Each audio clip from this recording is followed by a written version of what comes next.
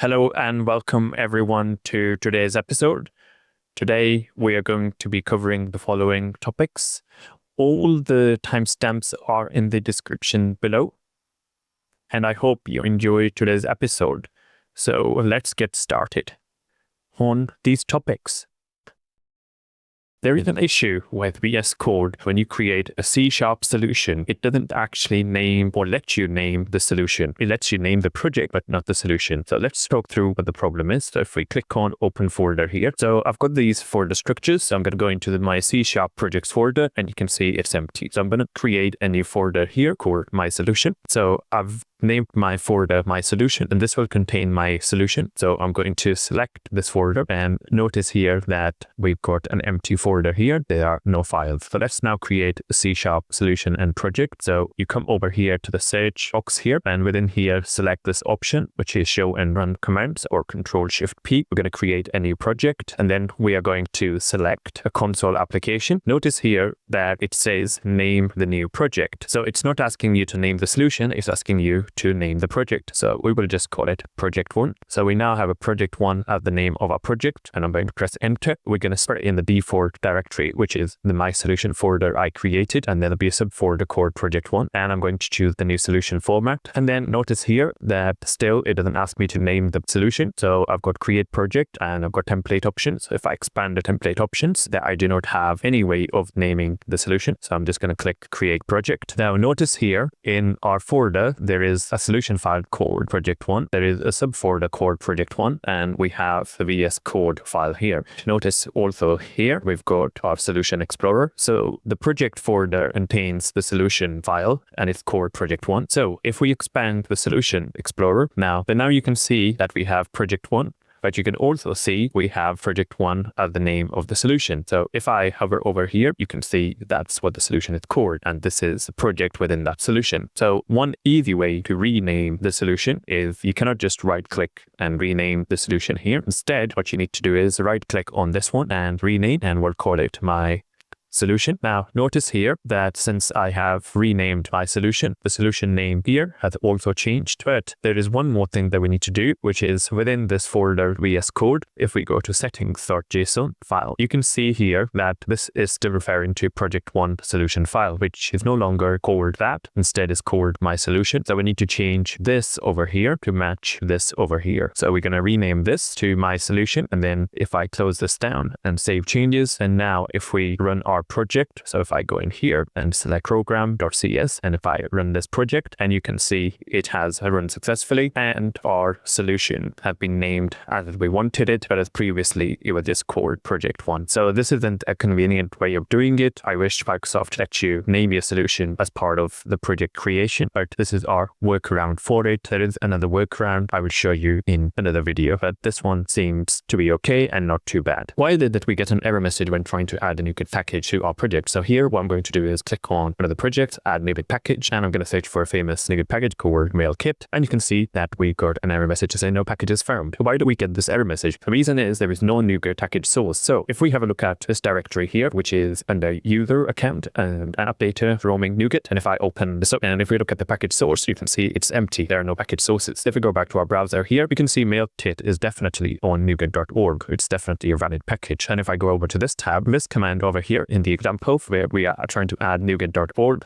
copy this command and simply run in this URL, and this URL is the same URL as this one over here. So what we'll do is we'll copy that. So here we are back in Visual Studio Code, and what we're doing is we'll right click on our solution, open into Cricut terminal, and we're going to paste the command in and then press enter. Package source with name nuget.org added successfully. The configuration file now has package source nuget.org. So now if we try and add a package to our application, so add Nuget package, search for MailKit, now we get the results. So if we select the latest one, and now if we expand our project, if we have a look at packages, and you can see here in the packages, we now have the MailKit package. Then we can do the same with the second application. Notice here that we don't have packages, or we have the framework. So what we're doing is we'll add the MailKit package to this project as well. We will right click, add Nuget package, MailKit, and we'll select MailKit, and this time we'll install a slightly different version. So we'll install 3.40, and notice down here that you will get packages, and we now have MailKit 2.40, whereas first project here had the package 2.52. Now Now, there is one peculiar situation I want you to be aware of. If we put this configuration file just in one project, press Control and then drag this over here to this folder for console application 1, and then within the main file here, so now it's made a copy of the original, so we can see it's got that favorite.org, but within this one, within the app data folder, if we get rid of this or have any package sources or save this, and now if we go over to our third application where we had no packages installed, you can see here, if I try and add a Nuget package called MailKit, and you will get an error message to say no packages found. This is because the configuration file, the central one, doesn't have any package source. It's only the localized one, which is in console app 1 that has it. So for example, I can manage Nuget package, and if we search for MailKit again, then what we'll do is we'll try and add a different version like 2.31. If I expand this dependencies and then go into packages, and you can see it's changed the number to 2.31. So the configuration file can be localized per project, or it can be centralized, but it can also be made available to the solution by simply dragging the file over to the solution. So we'll add it to our solution, and as you can see here, we now added it to our solution. So this should now be available within the third application. So if we add a Nuget package, I search for MailKit again, and as you can see, we get the results. So if we select a different version for this one, 2.03, and if I expand this, you shall see that shortly appearing here, and you can see package has appeared 2.03. This is because we moved the configuration file for Nuget to the solution level, so it's available to all 3 projects. I received the following comment from No Name. What do you mean by compilers? Is C#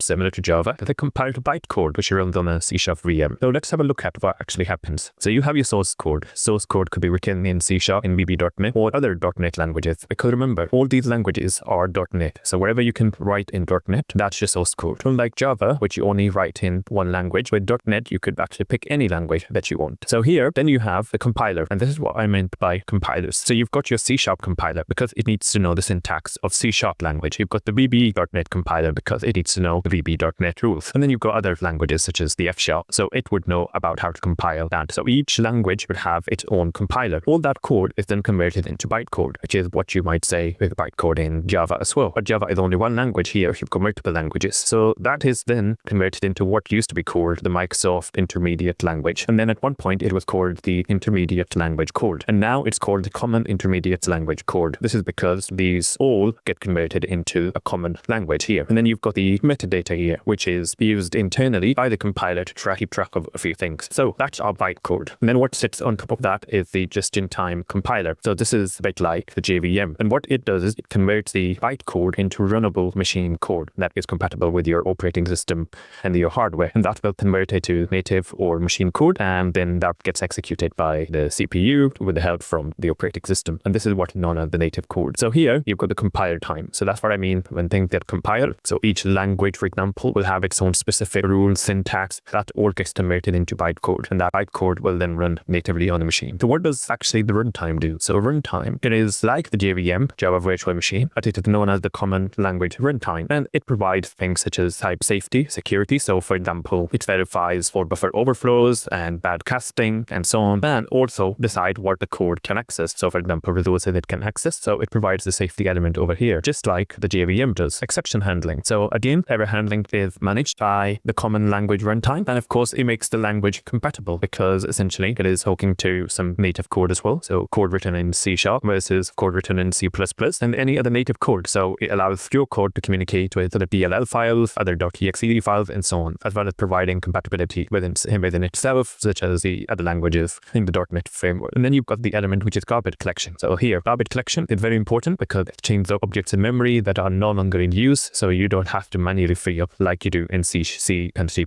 So I hope this makes sense in terms of the entire process and what it does. So you get your source code, it converts it to bytecode, then your Java virtual machine, what you might say, or the Common Language Runtime that runs the code on the operating system and hardware. But the Common Language Runtime manages all these things. And the compiler, when it does compile, it's just specific to language features and nuances that the language has to deal with. If you want to automate Gmail, well, in this video, I'm going to talk you through the different steps needed to automate Gmail and how you can use the MailKit Nuget package, which is an external library or external package that you can download and make the entire process very easy. So as you can see here, this is the code that's causing errors, and the reason is MailKit cannot be found. So in order to fix this error, what you need to do is Explorer, and then you can see Solution Explorer, and then this is our solution, and then we've got a project called Simple Email. Right click on our project name, we can add a Nuget package. Now we've got the search box if we search for MailKit, and then if we install the latest version of MailKit, so the one we want is the first one, and then the latest version, and now it's going to download download MailKit Nuget package, and as you can see, all the errors have disappeared. So this package is now available, and you can see it under dependencies and packages, and you can see MailKit is there. So now MailKit have been installed. What you need to do is add a few pieces of information here. So this would be your Gmail address. This would be who you want to email. So you could just email yourself if you wanted to. And this is the text that your email can contain, the body, the subject line, and then here's the Google SMTP server, and this is the port. And then here is where you put in your Gmail email address and password. So you might be wondering, what password do I input into this? So you don't put your normal password in. Instead, what you do is you go over here onto this page, which is app passwords. So you can go to this URL over here. This URL here, it will take you here where you can then add an app name. So here, this could be anything that you want, and then you can click on create. So in this instance, I've just called it MailKit. And the next step is after you click the button to create, you will get a password. Now notice here,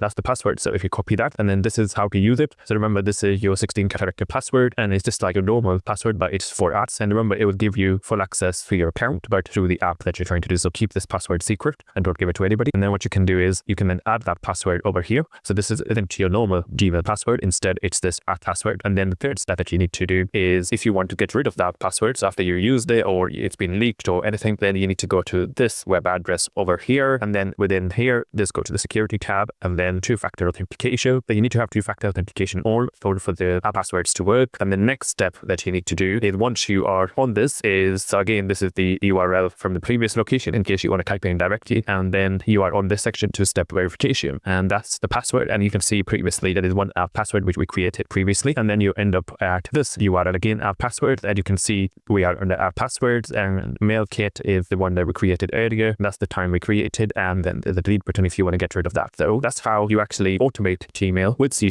using the MailKit Nuget package. And all you have to do is input your email address, your friend's email address, and here is the Google SMTP server. This is the port, and then this is your account email address and the password or the app that you have generated using app passwords in Gmail. And remember, this is free to use by Google. I think there's a limit of 500 emails to the app password, but other than that, that's all you need to do. And remember to keep your password secure, so you don't want that to leak or write on GitHub or anywhere else. So I hope this gave you a quick tutorial on Nuget package and why you need them, because they make things easier, and then how to actually use that package with your Gmail account. Do you know the difference between a byte, int, and a long in C#? So a byte can be used to store something small, for example, someone's age. This is because a byte can hold values from 0 all the way up to 255. And notice how much space it takes. It takes 8 bits, so it doesn't take up that much space on your computer. Then the next one along is integer. Integer is a value that can hold up to about 2.1 billion. So as you can see here, that's 2 billion, that's 147 million, that is more 483,000, and this is 647. So notice that it stops at 647. If I try and change that to 648, you will get this squiggly line to say there's an error because the value is too large, because it is impossible to fit in this value in that much space. Just imagine a lift that carries 8 people, and there is space only for 8 people. You cannot put a 9th person in there. So by even going up by 1, that's not allowed. That's why it only goes up to 647. But the long date type, it could actually exceed that number. So notice 648 is perfectly fine here, but it wasn't fine in the integer date type. And the reason you would use long is for really large numbers. For example, the world population is definitely larger than 2 billion. So in that instance, you would not use integer date type. Now notice here that I'm showing the output as well. And notice the $ over here and the @ symbol. The $ basically allows me to mix my string with variable names by using these brackets over here, and the @ symbol basically allows me to add line breaks without doing any string concatenation or adding line breaks manually, and these would be carried through in the output. So if I were to run this, and as you can see here, I've got the output with the line breaks as shown in my code. So we talked about byte, we talked about integer, and we talked about long. Notice the difference in size between them. So here it's there, where byte integer is 32 bits, so it's much larger, and long is 64 bits. So here you should really use byte for something that is small, up to 255, integer for up to this value over here, and then long, as you can see, is a huge value. It can pretty much store world population over and over again. Again, I mentioned the use of the word age. That depends on a person age, which of course cannot exceed 255, but age of an old relic or an artifact, that of course goes into thousands, because something could be 1,000 years old, 2,000 years old.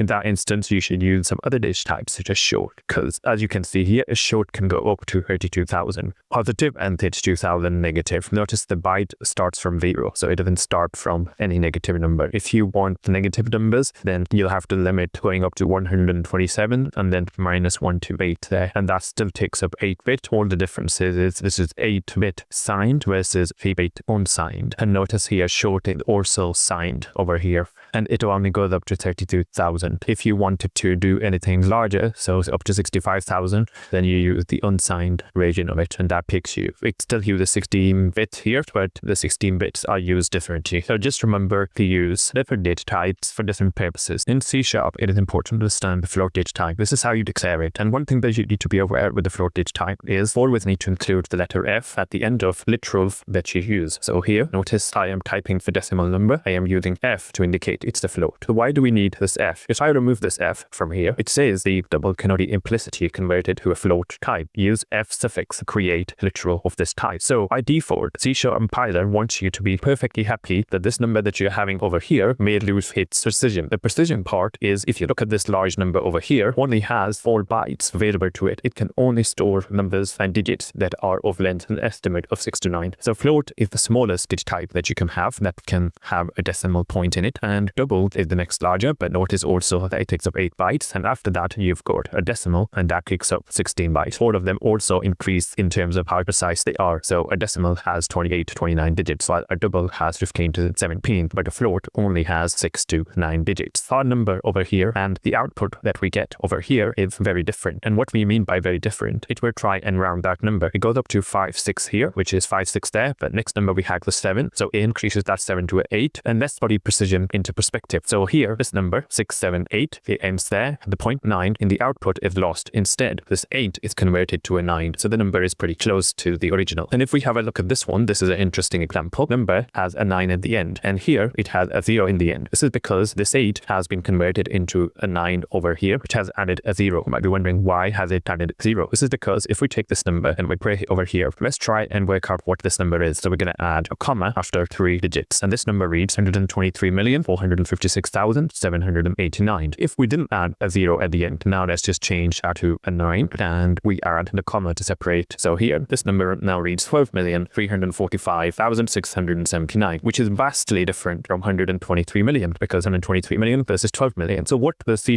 compiler does is it takes that number, it will remove the 9, increase the 8 to a 9, and then add a 0 here. So the 0 is added here. Now, if we include the commas to separate the digits, you can see the number reads 123,456,790. So the difference between this number and this number is only 1, but the difference between this and this is huge. So simply by having a missing 0 at the end, we have a completely different number, and this is known as the number's magnitude. So the 0 is added to ensure the magnitude of the number is kept the same, but a missing 0 changes that massively. Floating points will try and keep the number as precise as possible to the original, but of course you need to be aware that it is not exactly as the original as shown in this case. And that's why floats are used commonly in game development, because in games losing a precision of numbers like this doesn't really matter. But in monetary terms, in terms of managing money, having decimal places represented accurately is very important. So floats should never be used for money.